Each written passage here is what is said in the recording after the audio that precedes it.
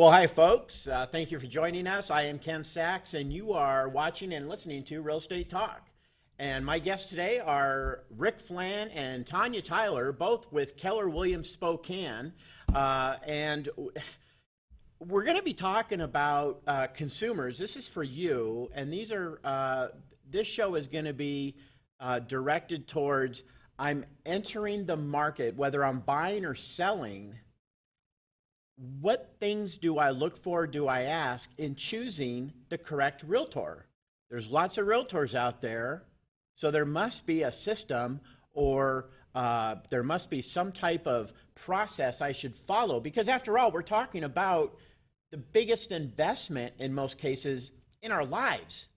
So we're going to talk about those things that a consumer should consider when making such an important decision. So that's the show. Again, my guests, Rick Flan, Tanya Tyler, thank you for being here. Hey, it's good to be here, Ken. Thank you. Yeah, you bet. So why don't we just get into it? First, we're going to talk about sellers. I'm considering selling my house, or I am going to be selling my house. And then we'll shift into I'm a buyer now, because I'm assuming there are going to be some different things, different questions that I'm going to want to ask my prospective realtor. So you guys, I feel like I'm interviewing a realtor right now. Well, you are in some sense. Hello. So I am considering selling my house, or I am selling my house. What are some things that should be important to me, and what are some things I should be asking prospective listing agents or prospective realtors? Well, I think even just to start things off, the way you defined buyer and seller, there's obviously a clear distinction there, and the market is very different depending if you are the seller or you're the buyer. So right now, if you're a seller with the inventory as low as it is, somewhere just over 1 month, when a balanced market for buyers and sellers, 5 to 6, that means that if you're interviewing to sell your home, there's going to be very different questions to ask. And so, before we met here just a few minutes ago, you had brought up kind of 3 things that realtors often do, and I think, Tanya, you'd written that down, the last one being pray. So when it comes to listings, there can be a tendency among some realtors, because the market is hot, to just kind of set it and forget it. So, Tanya, what's your experience with that and the other 3? I love that. Well, I think that you want to make sure that you don't just, and a lot of agents do this, is they just put a price on the house, put the sign in the yard, and then they pray. I hope that buyers are going to come, because I know there's a lot of buyers out there. So that's kind of one of the mistakes that when you're going to sell your house, a lot of agents will just come in and do, because it's easy and simple. So that's what you're talking about with those 3 Ps are the worst. And you don't want to do that. Yeah, and Rick, you mentioned, especially in our market, but, I'm going to say regardless of the market, we still get those that their strategy is price, post, and pray. So regardless of the market. Right. Yep. But that also leads me to the question, asking, how is the market? It takes me back to a story where an old owner that I used to work for, he wasn't old, but it was a long time ago. So a long time ago in my past, and he was in Palm Springs, and he was talking to a realtor at an open house and asked, how's the market? And the realtor didn't have anything to say. And you're thinking, how can I align with this realtor? You don't even know how the market is. And I took that because I refer a certain amount of business around the country, and people come to me and say, Ken, can you find somebody for me in name the city, USA? And that's the question I ask, is I'll call some brokers. First, I'll kind of sniff around online, and then I'll call a broker. I just ask the one question, hey, Tanya, how's the market? And that simple question tells me so much as to how entrenched you are in your profession, in your craft. So I don't know why I just took it there, No, but you reminded me of But that. I think that's good, and when you are a seller, you want to kind of know, what does that agent know about how hot are they into the market? How do they know what's going on? I mean, we have something great at Keller Williams, which I love, is the total market overview, Yes. the TMO. I mean, we're the only ones that have that, and I love that it's put together, and we have that availability to see what is out there currently active and what is pending weekly. We know at the end of what's going on. I want to know, as a seller, what do you know about the market? Sure. Before I'm going to give you my biggest investment for you to pray, price, post, and pray. Price, I love post, that. and Yeah, pray. just I love. Yes, and this total market overview, just so our viewers Yes. and listeners understand, it's what it does is it breaks down the entire market according to location within Spokane, because Spokane's just a bunch of micro markets, right? I mean, what's happening on the South Hill is not necessarily happening downtown, Right. North Side, 5 et Mile, cetera, right. right? So it breaks down the micro markets, and then it breaks them down by price by $50,000, and then the columns are what's the inventory, list to sales price ratio, days on market. It's this whole breakdown. So that's the total market overview, or as we affectionately call it, the TMO. And we're so lucky to have it at Keller Williams. We're Very the lucky only to have it. ones, because that Yes. helps us really have a taste and a Yes. a market on it. So we want to have somebody who has a pulse on the market. That tells us you're actually working. Exactly. So a good question, sellers, how's the market? Well, and what's great is it's so open-ended.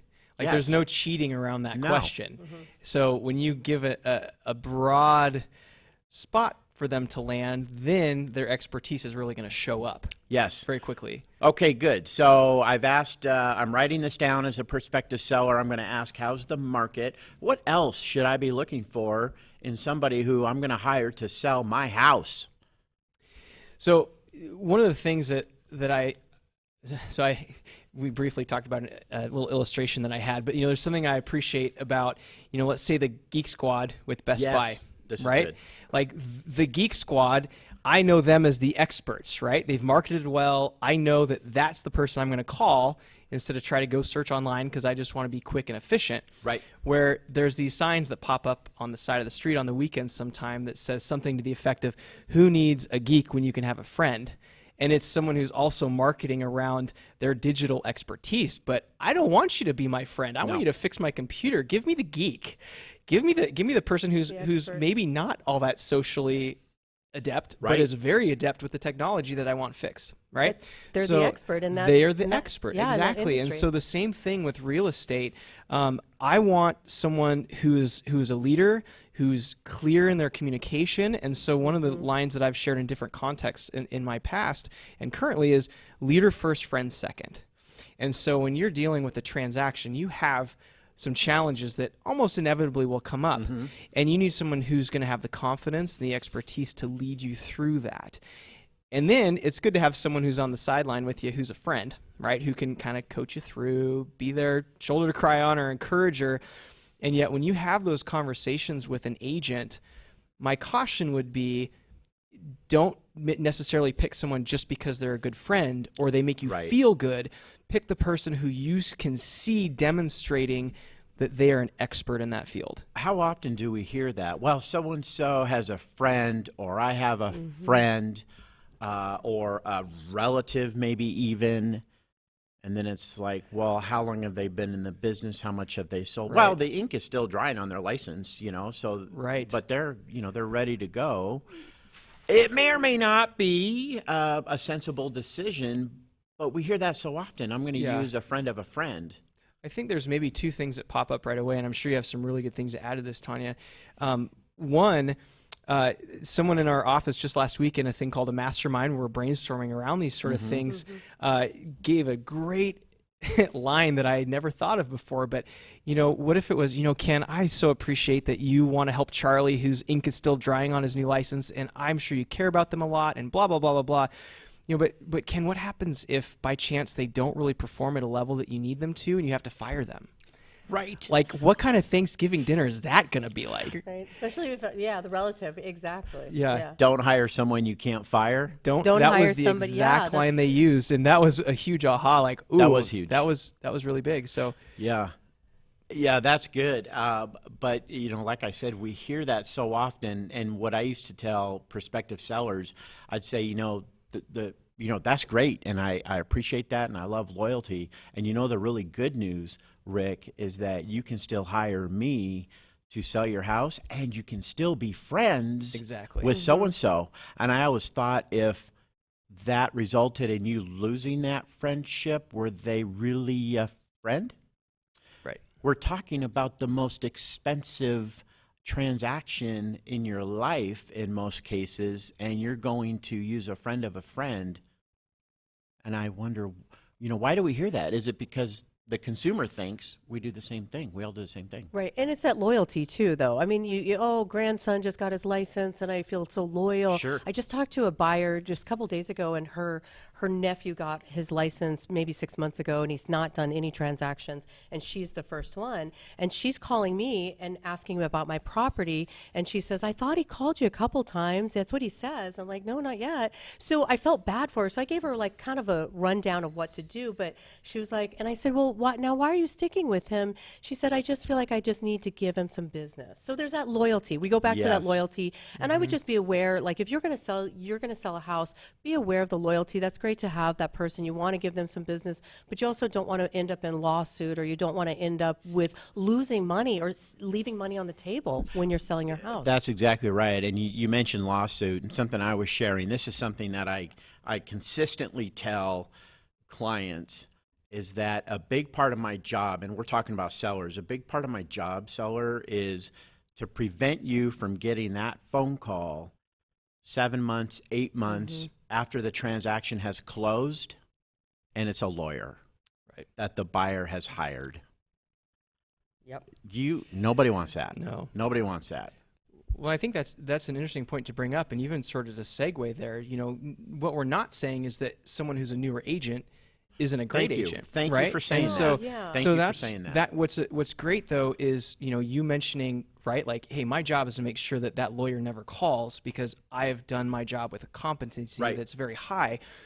And so really, I mean, there's some agents who've been in the business for years. We've all experienced it where they don't call you back, right? They Right. aren't doing certain things. And so then the question becomes not so much of how many deals they've done or things of that sort, but really too, what are you doing to continue to grow in your ability to perform at a high level? And then also, who's in your world who's helping you? Right. Right? Because you can be a great agent, but if you don't have someone like a Ken Sachs in your world, Yeah. who's a designated broker who understands those different pieces, Right.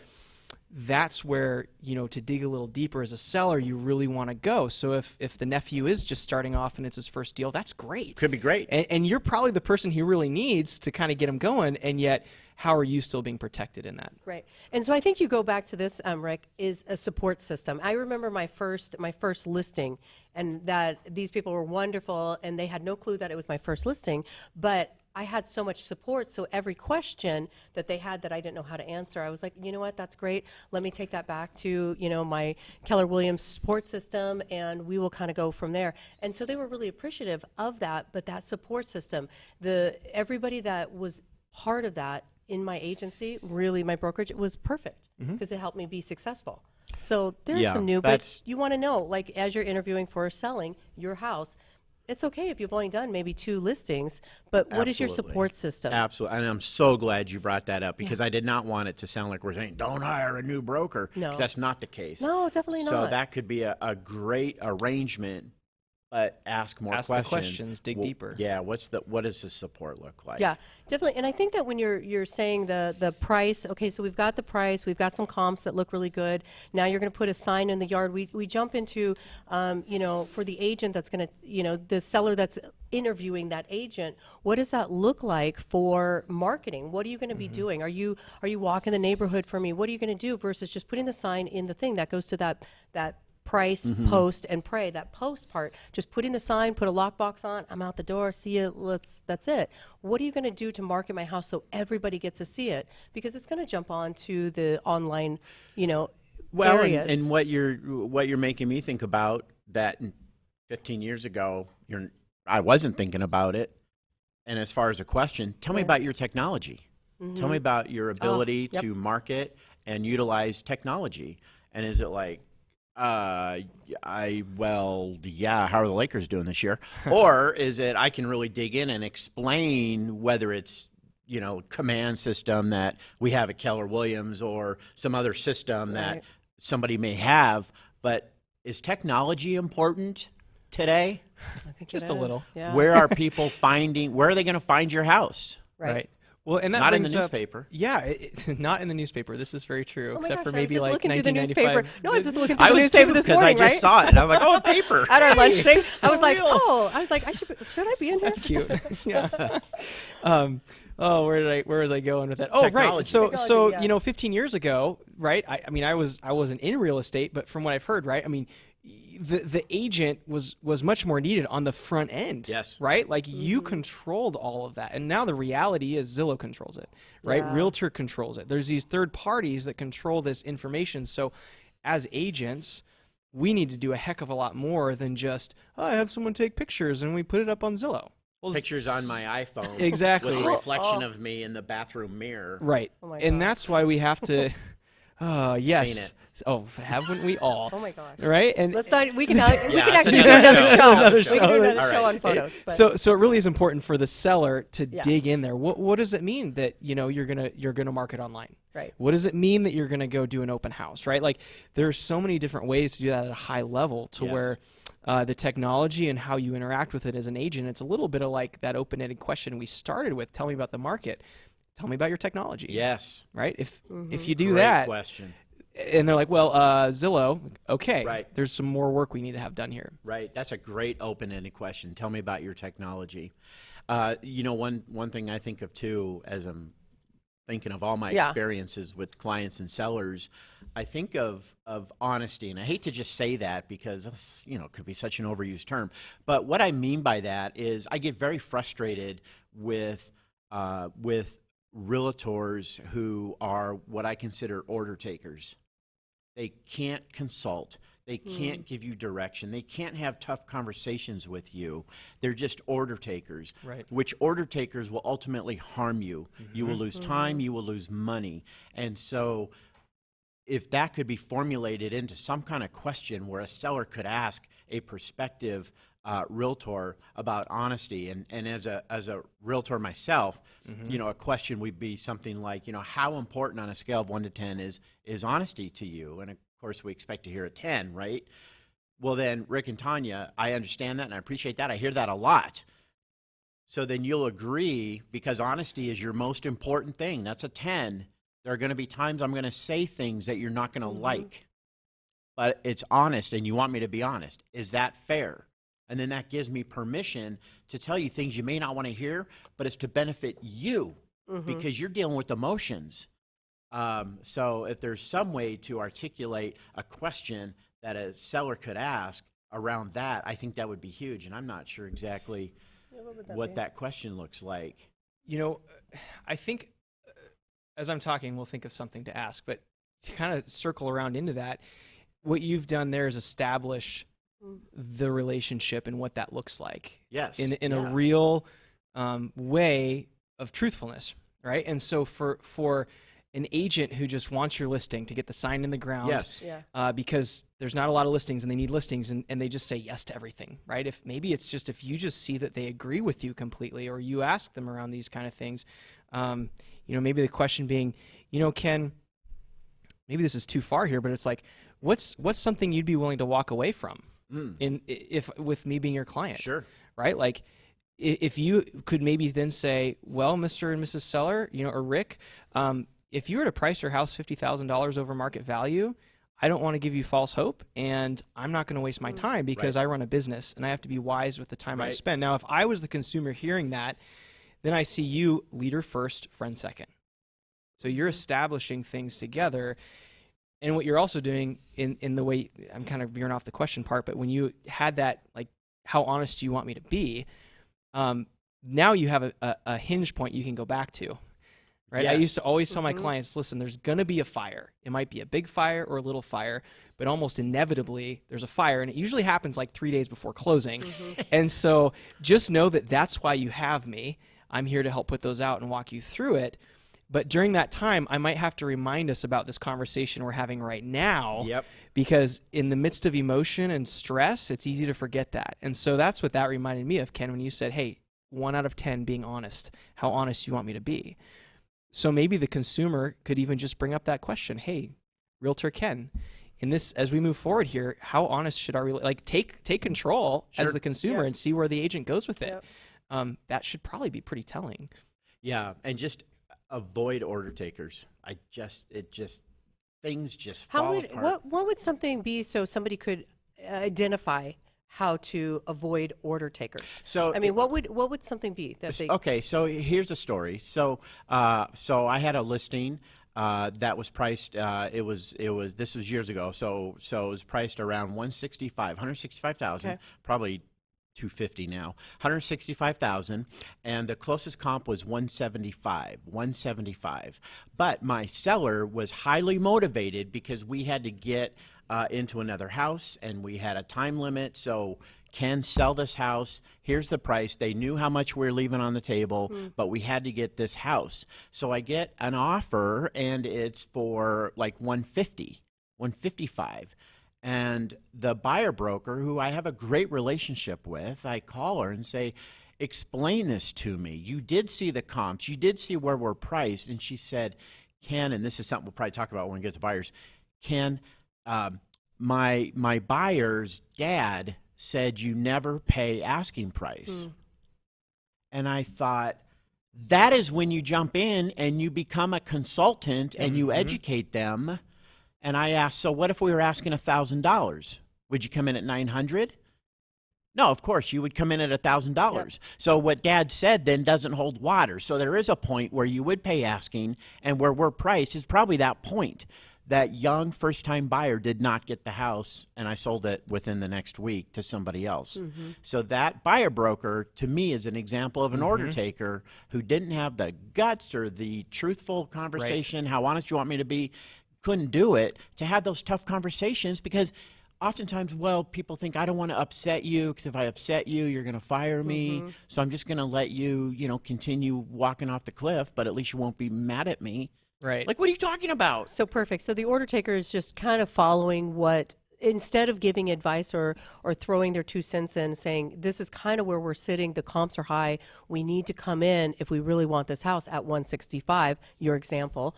Versus coming in at 150 or 155. We really need to do that. So that's kind of the separation of saying, here's where we're not just going to do that. I'm going to guide you. I'm going to empower you on buying this house. And this is what that's. Right. That's exactly right. Okay. So, and I just realized we have not transitioned into buyers, and so we probably have about 5 or 6 minutes left. Let's do a quick We're having so much fun. transition into Sellers, buyers. Okay, so now I'm considering going into the market. I need Yes. to buy a place. I'm interviewing buyer brokers. What are some questions I want to ask a buyer broker before I align with them? You want to go first on that one? No, go for it. You're on top of it. Yeah, so I would say when it comes to working with a buyer's agent, the key is how much, it's the same thing. Like, how much do they actually know about the market, right? Yeah. It really It is. is. And their truthfulness and honesty. So if you have an agent, right, currently today in Spokane, early 2020, if you have a buyer's agent that says, confident, like, I'm going to get you your house, we're going to make it happen, it's going to be a cakewalk, blah, blah, blah, blah, blah. It's like, well, the reality is, if you have an agent who's being honest with you, and especially it depends on the price point, back to the TMO, Yes. but let's say you're at a price point of $200,000 and that agent saying, hey, this is going to be a cakewalk, I got you covered. The reality is that agent should be saying something to the effect of, hey, you know what, this is a tight market. I'm going to do everything I can, but we need to have a real conversation up front, recognizing that there's a good possibility there's going to be multiple offers. If it's listed for 190, it might go for 210. And so is that agent going to actually, back to the what's the market like, are they going to give you an educated, accurate, real, truthful 10 out of 10 response? Because if they do that, likely they're going to be the one who's able to negotiate, who's able Sure. to make the deal happen. You really need a professional in that. Good. realm. Any other questions I should ask before we part? You know what I always ask, I always say and I always ask my agent or my buyers, I say, what do you expect from your agent? Tell me what you expect from your agent. Give me the top 3 things that you expect from your agent. I want to know, and then I tell them what I expect from my buyers. Because I want to set that platform right away. Like while we're going through this whole entire thing, let's set that platform so we know what to expect. Bingo. Communication and honesty to me are the exact same thing. When you guys are talking about honesty, I just throw communication in there. I can be honest, but if I can't communicate to you, that might not even work. So those two are like tied together. That is so important when you're going to buy a house. This is your largest investment. I want to know, are you honest, but can you communicate that honesty to Right. me? That's huge. So what was the question? I'm considering hiring a buyer broker. Yeah. What do you what's expect? So I always ask my buyers, what do you expect from an agent? What do you expect from an agent? And, they'll tell me, oh, I want you to be honest. Okay, great. So I write the top 3 things down that you expect from an agent. Okay. What do you want from me? As a consumer, what should I ask you? That's what I ask the consumer. Okay. And then the consumer, I just tell them what I expect from a buyer. Okay. I get to Okay. choose and pick my buyers. Yeah. And I want to make sure that we align perfectly because I might not be the right fit for you. You might not be the right fit for me. I want this to be empowering for you to go through and buy a house. I mean, it's so much fun to buy a house, but let's have everything on the table prior to that. So there's no surprises. Sure. Yeah, and maybe one more piece Yes. to add to this as well is, obviously establishing that they're an expert, asking those questions around that. The other thing I would say, though, is how many questions are they asking you, right? So if I'm working with a buyer, why do they want to buy? What are they hoping for? What What's are they their looking for? motivation? Like What's their going why? 3 deep into that, right? Well, they want 3 bedrooms. Well, tell me why you want 3 bedrooms. Or maybe they want 2 bedrooms and an office, but there's some different ways around it, Sure. but why? And so if you have an interview with an agent who's looking to work with you and you're looking to work with them and all they do is talk about themselves, that's also, I'd say, a huge red flag, right? So if you can walk away thinking that they understand you and why you want to Hear do you. this, Yeah. that is going to be very important because then when it does get challenging or something comes up, it just gives more depth to that relationship and the conversations. Yep, 100%. Good. Well, I think we have used our time here. Tanya, Tyler, Rick Flan, thank you for Yeah, joining thank us. you. on Thank you, Real Ken. Estate Talk. The last thing I thought of here is for sellers, consumers, just don't hyper focus on price. Like, don't hyper focus on what a firm or particular broker charges, because that tells us we're all commodities, and we're not. We all are at different skill levels. We all can help you in different ways, some more than others. So don't just focus on, well, I'm going to go with the cheapest because you guys all do the same thing. Right. That is not the case. Believe me, I've been a designated broker for a long time, and the fights and battles and legal stuff I deal with will tell you we are not all No. the same. Interview your people. That's the Interview only your thing. people. Interview, just like you're the employer. This Yep. is your biggest investment. You're Yep. not just going to take a bag of money to the bank and drop it down, say, I'll be back in a year. That's right. I mean, Exactly. interview your people. So. Exactly. Good, guys. Hey, thank you. You bet. Well, hey, folks, again, thanks for joining us on Real Estate Talk. I'm your host, Ken Sachs, and we'll see you next time. Ask a question, recommend a guest, or hear this program again on Facebook, YouTube, Twitter, Apple Podcasts, Spotify, or Spokane Talk.